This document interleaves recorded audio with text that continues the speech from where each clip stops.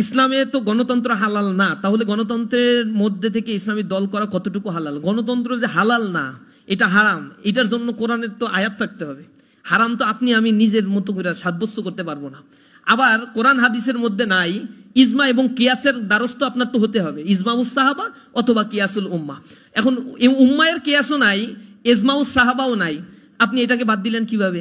ডেমোক্রেটির যে western Democratic system, western পশ্চিমা ডেমোক্রেসির কথা বলছি, ডেমোক্রেসি তো ফাংশনাল না, পশ্চিমা ডেমোক্রেসি নিজেদের মতো করে করে। গাজায় তাদের ডেমোক্রেসি এক ধরনের, পাকিস্তানের জন্য এক ধরনের, বসনিয়া চেসনিয়ার জন্য এক ধরনের ডেমোক্রেসি তারা মানে, আফগানিস্তানের জন্য এক ধরনের ডেমোক্রেসি, নিজের দেশের জন্য এক ধরনের ডেমোক্রেসি, বাংলাদেশের জন্য এক ধরনের democracy. Democracy is not ideology, it's not ideology, it the process. আমরা শুধুমাত্র এটাকে প্রসেস মনে করি। এর ভিতরে আকীদাগত একটা বিষয় সংযোগ করা হয়েছে যেটাকে আমরা ডিনাই করি, রিজেক্ট করে দিই, এবং এটা প্রকাশ্যেই আমরা বলে থাকি। এই জিনিসটা আপনাকে বুঝতে হবে। ওয়েস্টার্ন ডেমোক্রেটিক ফিলসফি, এটা যেটা বলা হয়েছিল of the people, by the people, for the people, it's absolutely right. জনগণের দ্বারা জনগণের শাসিত, জনগণের সরকার হবে। ইসলামও তাই বলে, কল্যাণ রাষ্ট্রের কনসেপ্টটাও হচ্ছে একই রকম। তাহলে এই ডেমোক্রেটির ফিলসফিটা কোথা থেকে আসছে? সেকেন্ড ওয়ার্ল্ড ওয়ারের পরে সারা পৃথিবীব্যাপী এক্সপ্যান্ড হয়েছে, কোল্ড ওয়ারের পরে। এটা কখন লার্জ হয়েছে? যখন 1945 সালে সেকেন্ড ওয়ার্ল্ড ওয়ার শেষ হয়ে গেল, পৃথিবী ইউনিপোলারাইজেশন হলো। ইউনিপোলারাইজেশনের মধ্য দিয়ে ব্রিটেন উড সম্মেলন ডেকে সেখানে IMF তৈরি করলো, IDA তৈরি করলো, ওয়ার্ল্ড ব্যাংক তৈরি করলো। সেখানে এই যে ওয়াশিংটন ডিসিতে একটা বড় পাওয়ারকে কুক্ষিগত করে সারা পৃথিবীকে তারা তাদের অধীনস্থ করার জন্য চেষ্টা করলো, ডলার ছাপলো এবং ডলারের অধীনে ইকোনমিকে কুক্ষিগত করে ফেললো। ওয়ার্ল্ড ব্যাংকে তখন সোনার এগেইনস্টে ডলার ছাপার সিস্টেম বন্ধ করে দিল। সেখানে তারা কিছু ডিজিট আর কিছু মানিটারি পলিসি তারা গ্রহণ করলো। এই মানিটারি পলিসির আন্ডারে সারা পৃথিবীর ইকোনমিককে তারা নিজেদের অধীনে নিয়ে আসলো। সেকেন্ড ওয়ার্ল্ড ওয়ারে আমেরিকার একটা কন্ডিশন ছিল, পৃথিবীতে যত কলোনি আছে কলোনিগুলোকে ডিসেন্ট্রালাইজ করে দিতে হবে। কিন্তু আনফরচুনেটলি এর মধ্যে ছিল শুভঙ্করের ফাঁকি। কলোনিকে ডিসেন্ট্রালাইজ করে দেয়া মানেই হচ্ছে আমার দেশের, অর্থাৎ বাংলাদেশ, পাকিস্তান, শ্রীলঙ্কা, মালয়েশিয়া, মালদ্বীপ বা এইসব দেশগুলো, অথবা ইউরোপের যে দেশগুলো ডিসেন্ট্রালাইজ হয়ে যাবে, অথবা আফ্রিকার যে দেশগুলো Morocco, Senegal, Mauritania, Ethiopia, Eritrea বা এই দেশগুলো যখন ডিসেন্ট্রালাইজ হয়ে যাবে, then it's money, lord of মানি।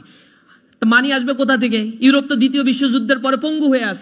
তখন আমেরিকা বলছে যে no problem, we have World Bank, we have IMF, we can suggest you how can you utilize your money, how can you make a powerful community in your territory. এখন সে এই সুন্দর slogan দিয়ে dollar ছাপলো আর তাদেরকে dollar support দেওয়া শুরু করলো। পৃথিবীতে তখন ইউনিপোলারাইজেশন হয়ে গেল। এখন তারা ঘোষণা দিয়ে দিল যে পৃথিবীতে রাজত্ব করতে হবে, তাহলে আমার রাজত্বের সবচেয়ে বড় হাতিয়ার হচ্ছে অস্ত্র ছাপাই, অস্ত্র তৈরি করতে হবে, সারা পৃথিবীতে অস্ত্র বিক্রি করতে হবে। গ্যাঞ্জাম না বাদাইলে তো আর অস্ত্র বিক্রি করা যায় না।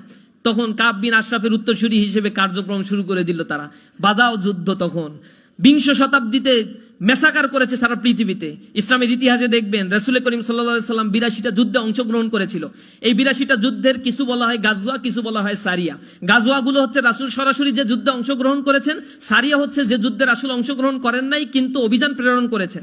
টু সাম এক্সটেন্ট 82টা যুদ্ধে আল্লাহ রাসূল অংশগ্রহণ করেছিলেন এবং কাফের এবং মুসলমান মিলে প্লাস মাইনাস করে সেখানে 1171 জন মানুষ মারা গিয়েছিল এবং শহীদ হয়েছিল। শহীদের সংখ্যা মুসলমানদের, কাফেররা মারা গিয়েছিল। এই দুইটা যোগ করে সর্বসা করলে ইতিহাসবিদরা 1300 পর্যন্ত পায়। অথচ 20 শতাব্দীতে যারা সভ্যতার কথা বলে, এই সিভিলাইজেশনের কথা বলে, 20 শতাব্দীতে অন্তত 14টা বড় বড় হলোকাস্ট, ম্যাসাকার সংগঠিত করেছিল, যেখানে মানে ইথনিক ক্লিনজিং করেছিল, তারা গণহত্যা করেছিল সেইখানে। এই গণহত্যার উদাহরণ আপনারা জান, কম্বোডিয়ায় খেমার রোজের নেতৃত্বে কি হয়েছিল, রুয়ান্ডায় পলপটের নেতৃত্বে 30 লক্ষ মানুষকে বেয়নেট দিয়ে খুঁচিয়ে খুঁচিয়ে মারা হয়েছিল। মানুষ মারছে গুলি করে না, যে গুলি খরচ হয়ে গেলে শেষ হয়ে যাবে অস্ত্র, এ কারণে বেয়নেট দিয়ে খোঁচায় মারো, তাতে কোনো সমস্যা নাই। এটা হচ্ছে পলপটের নেতৃত্বে রুয়ান্ডায় গণহত্যার ঘটনা। ইন্দোনেশিয়ার বার্লিতে গণহত্যা ঘটনা হয়েছিল, হলোকাস্ট হয়েছিল, first world war, second world war, cold war. এর মধ্য দিয়ে সারা পৃথিবীতে হত্যা যজ্ঞ করে কোটি কোটি বনি আদমকে পৃথিবী থেকে তারা বিদায় করেছিল। এরপরে ম্যানমেড ডিজাস্টার তো আছেই। আবার 21 শতাব্দী, যেটাকে সভ্যতার যুগ বলা হয়, এই সভ্যতার যুগেও শুরু থেকে এই পর্যন্ত এত এত হত্যাযজ্ঞ তারা সংগঠিত করেছে।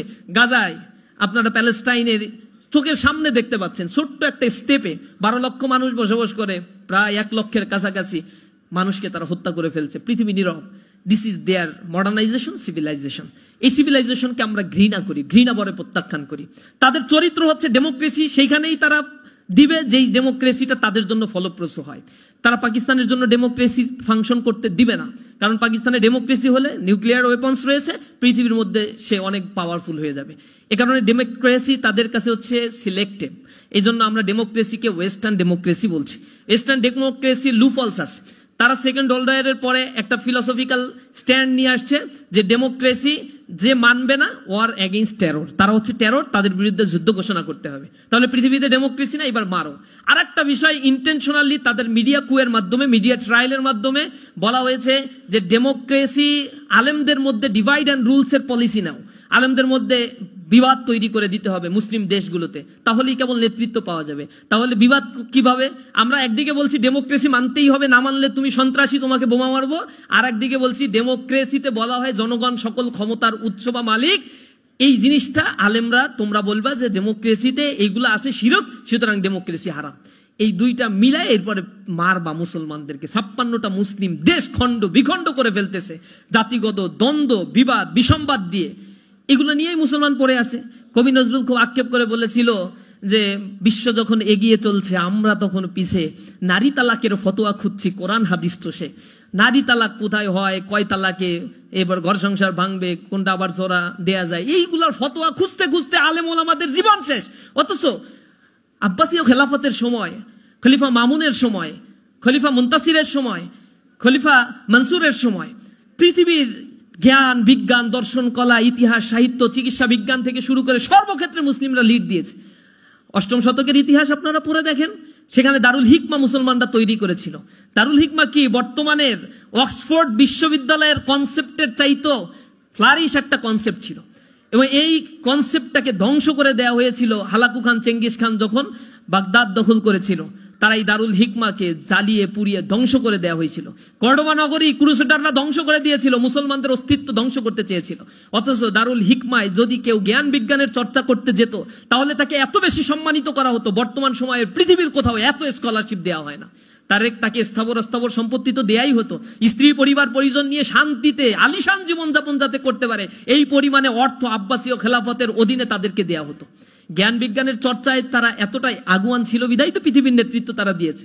কিন্তু মুসলমান যাতে এইদিকে না যেতে পারে, তখন মুসলমানদের মধ্যে সেগ্রিগেট করো, ইসলামের মধ্যে এডুকেশন সিস্টেমটাকে আলাদা করে ফেলো, ইসলামকে ডিমোরালাইজ করে ফেলো, ইসলামকে বলো this is backdated educational system. এগুলো বলে বলে ইসলাম দাড়ি টুপির ব্যাপারে একটা ট্রমাটাইজ সিচুয়েশন তৈরি করে রাখো। This is the part of conspiracy. এই কনস্পাইরেসিটা দীর্ঘদিন ধরে চলে আসছে। এর এগেইনস্টে যদি আমরা এখন দাঁড়াতে না পারি, বোধ শক্তি যদি না হয়, আর নিজেরা যদি কোনো কিছু নিয়ে এরকম মারামারি করতে থাকি, পরিবর্তন হবে না। ডেমোক্রেসি কোনো মতবাদ না, মাথায় রাখবেন। এটা মতবাদ হলে তার একটা শেপ থাকবে। জায়নিজম যে দেশে রয়েছে ইসরায়েলে, তারা পৃথিবীতে তাদেরও নির্বাচন হয়, কিন্তু তারা জায়নিজম প্রতিষ্ঠা করতে চায়, ডেমোক্রেসি না। পার্শ্ববর্তী রামরাজ্য যারা প্রতিষ্ঠা করতে চায় ভারতে, তারা ডেমোক্রেসি না রামরাজ্য প্রতিষ্ঠা করতে চায়। এখানে আছে বিধানসভা, লোকসভা, এরপরে প্রেসিডেন্সিয়াল গভর্নমেন্ট ফরমেশন আছে কোথাও কোথাও। আমেরিকার ডেমোক্রেটিক সিস্টেম আর এক রকম। পৃথিবীতে তো এক এক ধরনের সিস্টেম রয়েছে। আপনি ইরানে যান, সেখানে ইসলামিক রিভলিউশন হওয়ার পরে 1979 এর পর থেকে সেখানে একটা সিস্টেম রয়েছে, সেখানে হচ্ছে প্রেসিডেন্সিয়াল গভর্নমেন্ট সিস্টেমগুলো ফাংশনাল করে, এটাও এক ধরনের ডেমোক্রেসি। সুতরাং ডেমোক্রেসি হচ্ছে কিভাবে নেতৃত্বের পালাবদল হবে তার একটা প্রক্রিয়া। এই প্রক্রিয়া এক এক সময় এক এক ধরনের হতে পারে। যেহেতু ইসলামে নির্বাচনের কোনো সুনির্দিষ্ট পন্থা বা প্রক্রিয়া নাই, এ কারণে শিরকিয়াতের সাথে সামঞ্জস্যপূর্ণ নয় এরকম যে কোনো প্রক্রিয়ায় ক্ষমতা হস্তান্তরের বিধান রয়েছে। এ ব্যাপারে আরো বিস্তারিত আপনাদের নিয়ে একটা সেমিনার করতে পারলে ভালো হতো, কারণ এগুলো রাষ্ট্রীয় কাঠামো কিভাবে পরিচালিত হয়, ইসলামিক রাষ্ট্রের সিস্টেমগুলো কি, সেই জিনিসগুলো আমাদেরকে একটু জানলে আমরা আরো ভালোভাবে বুঝতে পারবো। পৃথিবীতে এ নিয়ে ইসলামিক স্কলাররা অলরেডি হাজার হাজার বই, লক্ষ লক্ষ বই লিখে ফেলছে। এগুলো নিয়ে ডিবেট থাকার কথা না, কিন্তু ইন্টেনশনালি এই কথাগুলো কারা বলে?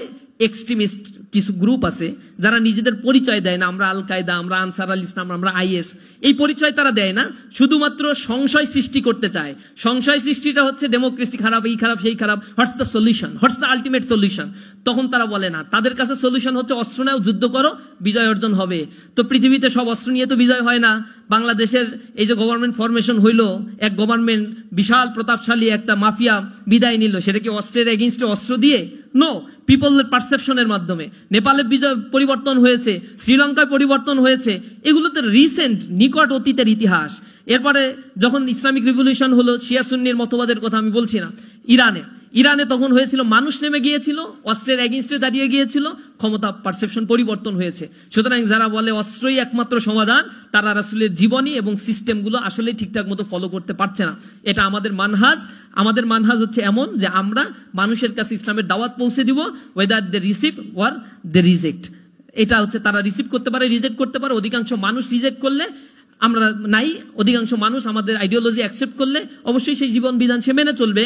আপনি দেখেন মক্কায় রাসূল করিম সাল্লাল্লাহু আলাইহি সাল্লাম ইসলাম কায়েম করতে পারেন নাই কেন? মক্কায় তো আবু বকর রাদিয়াল্লাহু তাআলা আনহু ছিল, ওমর রাদিয়াল্লাহু তাআলা আনহু ছিল, ওসমান ছিল, আলী রাদিয়াল্লাহু তাআলা আনহু ছিল না? এরা তো পরিবর্তিত খলিফা হয়েছে। ওমর রাদিয়াল্লাহু তাআলা আনহুর সময় তো সারা পৃথিবীর অর্ধজাহান মুসলমানদের অধীনস্থ হয়েছে, এবং ওসমান রাদিয়াল্লাহু তাআলা আনহুর সময় তো বিশাল একটা খেলাফত মুসলমানরা শাসন করেছে। তাহলে এত প্রভাবশালী একজন ম্যানেজমেন্টের ক্যাপাসিটি সম্পন্ন শাসক কেন মক্কায় এক্সিস্ট থাকা সত্ত্বেও মক্কা থেকে আল্লাহ রাসূলকে পালিয়ে যেতে হলো? কেন সেখানে রিভোল্ট করলেন না?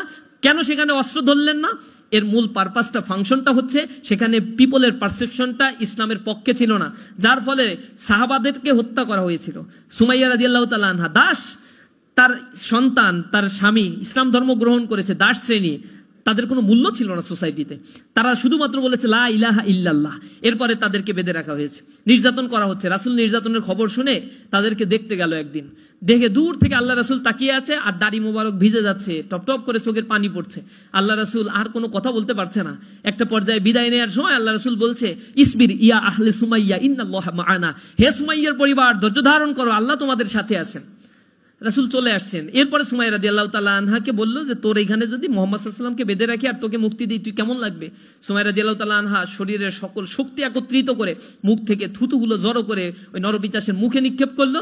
সাথে সাথে বর্ষার আঘাতে সুমাইয়া রাদিয়াল্লাহু তাআলা আনহাকে শহীদ করা হলো, ইসলামের প্রথম শহীদ। তার এগেইনস্টে কোনো মিছিল মিটিং তো আল্লাহ রাসূল করেন নাই, কারণ তার সক্ষমতা তখন ছিল না, এবং পাবলিকের পারসেপশনও মক্কায় সেভাবে তৈরি হয়নি। সুতরাং কাফেরদের বিরুদ্ধে জিহাদের ডাক, অস্ত্র নিয়ে নেমে পড়া, এগুলোর কোনো অনুমোদনই ছিল না। রাসূলের সিস্টেমটা ছিল হচ্ছে ক্রোনোলজিক্যালি প্রপোর্শনেট রেটে আল্লাহ রাসূল এগিয়েছেন। মদিনায় গিয়ে 6ষ্ঠ হিজরির পরে এরপরে রাসূল করিম সাল্লাল্লাহু আলাইহি সাল্লাম পারমিশন পেয়েছেন যুদ্ধ করার জন্য। যখন মদিনা রাষ্ট্র তৈরি হয়েছে, রাষ্ট্রের বিরুদ্ধে যুদ্ধ করবে, রাষ্ট্রের এগেইনস্টে গিয়ে পলিসি মেকিং করবে, কিন্তু আমি কার বিরুদ্ধে যুদ্ধ করব? যারা এই ডেমোক্রেসির কথা বলে তারা কোনো সলিউশন দেয় না। আলটিমেট তাদের কথাটা হচ্ছে অস্ত্র নিয়ে নামতে হবে। আমরা এই মানহাজে বিশ্বাস করি না। আমরা মনে করি দাওয়াতের মাধ্যমেই মানুষের কাছে গিয়ে ইসলামের কথাগুলো বলতে হবে, এবং তারা অ্যাকসেপ্ট করলে একটা পরিবর্তন হবে ইনশাআল্লাহ। একজন প্রশ্ন করছেন, অন্যান্য ছাত্র সংগঠনের সাথে ছাত্র শিবিরের সম্পর্ক কেমন? খুবই ভালো সম্পর্ক। সবাইকে আমরা দাওয়াত দেই সব প্রোগ্রামে। অনেকে আসে, অনেকে আসতে পারেন না পলিটিক্যাল কারণে, সবাইকে দাওয়াত দেওয়া হয়। ছাত্র শিবির সবাই তাদের হেদায়েত নিয়ে এত চিন্তিত কেন? সবাই তাদের হেদায়েত নিয়ে চিন্তিত কেন? এমন কি হতে পারে না যে শিবির হেদায়েতের পথে নেই? আপনার কি মনে কখনো প্রশ্ন এসেছে? আল্লাহ না, এটা তো আমি তো কেউ বলতে পারি না যে আমি জান্নাতে যাব। ইভেন ইসলামী ছাত্র শিবিরের সাথী সদস্য যে হয় তাদেরকে এই গ্যারান্টি দেওয়া হয় না। আমরা বলি, কোরআন শরীফের ওই আয়াতটা পড়াই, আল্লাযী খলাকাল মাউতা ওয়াল হায়াতা লিয়াবলুয়াকুম আইয়ুকুম আহসানু আমালা। তিনি হচ্ছেন সেই সত্তা যিনি জীবন এবং মৃত্যু আর এর সন্ধিক্ষণের এই সময়টি সৃষ্টি করেছেন। এটা এ কারণেই করেছেন, আইয়ুকুম আহসানু আমালা, যেন তিনি জেনে নিতে পারেন তোমাদের মধ্যে আমলের দিক থেকে কে উত্তম। একদিন রাসূল করিম সাল্লাল্লাহু আলাইহি সাল্লাম ঘরের ভিতরে তড়িঘড়ি করে ঢুকে পড়লেন। ঢুকে তার কন্যাকে খুঁজছেন, ইয়া ফাতিমা, ইয়া ফাতিমা। ফাতিমা রাদিয়াল্লাহু তাআলা আনহা খুব হয়ে গেল, কি হয়েছে বাবা, কি হয়েছে? আল্লাহ রাসূল তাকে বসাইলো, বসো। এরপরে আল্লাহ রাসূল বলছেন, ইয়া ফাতিমা বিনতে মুহাম্মদ ইনকিজি নাফসাকি মিনান নার ফা ইন্নী লা আমলিকু লাকা যাররা ওয়ালা নাফা, ইয়া ফাতিমা বিনতে মুহাম্মদ। বলছে, মুহাম্মাদের কন্যা ফাতিমা, তুমি শোনো, নিজের আমলকে ঠিক করার চেষ্টা করো। আমি মুহাম্মদ সাল্লাল্লাহু আলাইহি সাল্লামের কন্যা হিসেবে কিয়ামতের ময়দানে তোমার যে আমি মাপ পাওয়াই দিব, তোমাকে নিয়ে আমি জান্নাতে চলে যাব, এরকম কোনো চিন্তা করার দরকার নাই। আমি তোমার বিন্দু মাত্র কোনো ক্ষতিও করতে পারবো না, কোনো উপকারও করতে পারবো না। এই কথা বলছেন কে? স্বয়ং আল্লাহর রাসূল বলছেন এই কথা। কাকে বলছেন? তার কলিজার টুকরা সন্তান ফাতিমা রাদিয়াল্লাহু তাআলা আনহাকে। আর আমি কোন কসিমউদ্দি যে ছাত্র শিবিরই একমাত্র নির্ভেজাল সংগঠন, জান্নাতি সংগঠন, জান্নাতে যাবে, এটা তো বলার কোনো সুযোগই নাই। তবে we are trying hour level best. আমরা আমাদের সর্বোচ্চটুকু দিয়ে একটা ভালো মানুষ হওয়ার জন্য চেষ্টা করি।